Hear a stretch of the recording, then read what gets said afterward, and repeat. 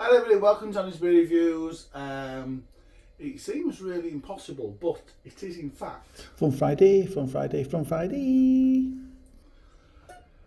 I don't know where these weeks are going, I really don't, but we're back to Fun Friday. Fun Friday, it's the start of the weekend, the gateway to my weekend. So, drinks, it depends. It used to start off almost drink stuff I wouldn't normally drink, and people suggest stuff. That's kind of died out a little bit. So it's up to me now. So I'm drinking stuff I really fancy from the fridge, which I haven't maybe got round to drinking previously, but so if I really fancy it, it becomes my Fun Friday drink. And this is the one today. I'm really looking forward to this one. This is called 50Fifty. It's an IPA from Buxton Brewery. Comes at 5.5% ABV. Buxton have been great. I think the beers they've been producing lately, it's gone into supermarkets. So like your Kingslayer, your Axe Edge have been really fantastic. Did a series called Rain Shadow, which was the barrel aged stuff. Again, absolutely wonderful beers. So yeah, oh excuse me.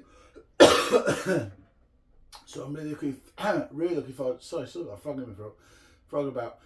So yeah, really looking forward to this one. Got this in Tesco's. Now this is one when I was down in Coventry. I had to pick this up. I haven't been able to see it anywhere around me in Yorkshire. Because once I see it in one Tesco's, I like to see where else I can get it from in other Tesco's. And none of them in Yorkshire around me, in West or South Yorkshire, seem to do this. And some of them are large ones as well, the large Tesco's as well. So I'm not sure what distribution they've got on this. It cost me £3. Sorry, it cost me £2.35. I pulled that like a right pillar, can I? That's what. See, talking and pouring, I still can't do it. Now it's got. To be fair, I haven't had a look into this. Might tell me on the can actually, because I was just going to guess. Okay, yeah, because it's a US and UK hop blend, so they've blended it, which is what I thought anyway. I was going to say that. So blend it 50-50 with a US and UK hop, so Citra from the US and Olicana, I think it's pronounced, from the UK, which is relatively new. Compared to hops in general, it's a relatively new hop into the UK, grown in the UK. So we should expect some. I think they're very similar in flavour profile. So Citra, both fruity. Citra is obviously going to be quite citrusy. Yeah, Olicana quite tropical in nature. So beer in the glass, it has poured a hazy light straw colour with a ice cream for a head, fluffy white head, which doesn't look like it's going to dissipate. And I can see some fast moving carbonation at the bottom.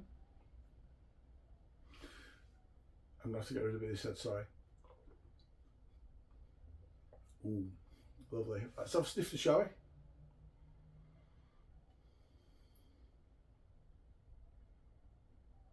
Oh, that is lovely. That is a really fruity, really hoppy aroma.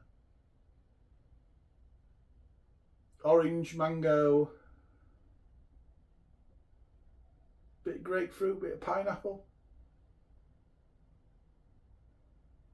Perhaps a little bit of passion fruit right at the back end there. It's certainly got that citrus and tropical mix. See what it tastes like, shall we? Cheers, everybody.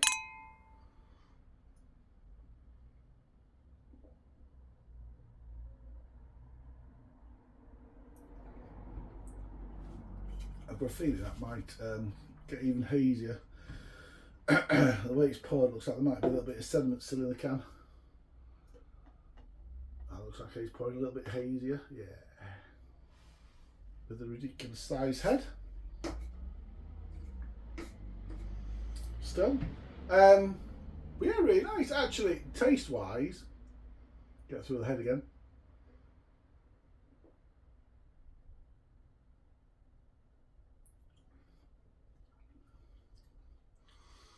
It tastes really fresh, vibrant and refreshing. It tastes really nice. It does taste really nice actually.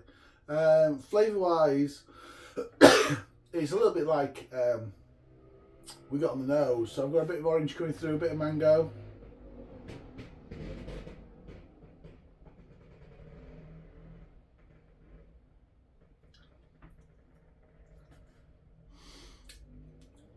You got that passion fruit in there, a little bit of pineapple. Yeah, it's like nose, so it's got that mixture, that citrus and that tropical stuff, which is really, really nice. Excuse me. Ecky thump.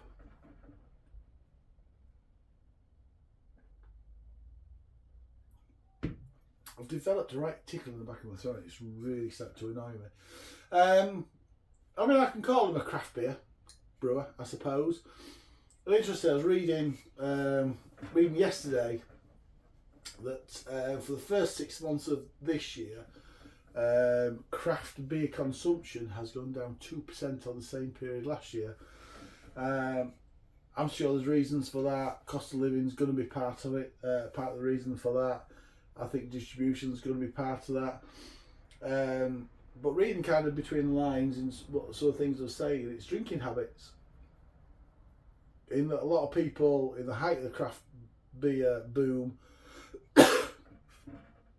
which I think will go again, I think it'll be peaks and troughs, everybody flocked to craft beer. They're now moving away back to wherever they settle from. So if they're lager drinkers, they go back to lager, cider drinkers go back to cider, spirits, wines, that sort of thing. So people might, not everybody obviously, but 2% have migrated back to the drinks they were drinking before they were into the craft beer scene. I suppose it's a bit like me really, because I was a big rum drinker before I started on this journey. I still drink rum. I still like my dark spice rum. The debate whether or not you call that a real rum, I know there is. But yeah, but I like this. I do like, and I have a drink every day, and I have not always a craft beer every day, but I like drinking a beer every day and learning about it. And I'm really enjoying the, you know, I'm 2 and a bit years in. So I still think I'm on a journey.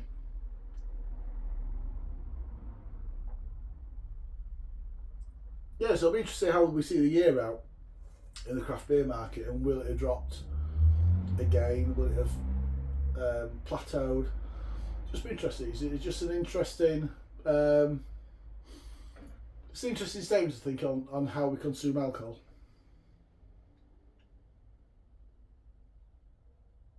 But cost is going to play into it big time, isn't it? Because it's, you know, we're all struggling a little bit more.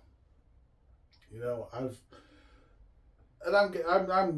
one of these. I will go into I'll go into a bottle shop and I'll pick some beers, and I tend not to look at the price, and then you get shocked that some of the stuff you're buying is £5-6 plus. There's one particular beer that I have bought an absolute load of beer of this year because I really enjoy it, and it's an expensive beer. But do you know what? A couple of months, one a month, whatever it needs to be, just helps me. But people are struggling, which is why I think people are moving away from craft beer, moving back to, you know, their old supermarket beers, or like I say, cheaper wines, spirits, wherever it may be.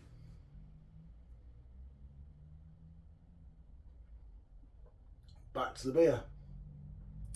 There's a medium sweetness in there, but a nice gentle bitterness, which actually makes it quite well balanced in the end. It's smooth. It's really easy drinking. It pours a bit because it's quite hazy. Pours a bit like a New England IPA, but doesn't taste and drink like a New England IPA. And it just says on the can, it just calls it an IPA. And I think they're right on the can. I think it's don't expect one of these ultra juicy New England IPAs. It's not like that. It's a nice light fruitiness to it, which I quite like actually. I think every so often I think it's quite nice. I do enjoy it, and I like their beers. I think they're really cracking at the beers. I am going to score that. I'm going to score it 8 out of 10. It's 8 out of 10 from Managed Beer Reviews. Thanks for watching, really appreciate it. Wherever you're drinking this Friday, this weekend, please enjoy. comment, like, subscribe, all that usual stuff we'd like, us YouTubers like you to do. But yeah, I'll see you. I forgot what I was then. I'll see you in the next review. So until that next review, cheers everybody.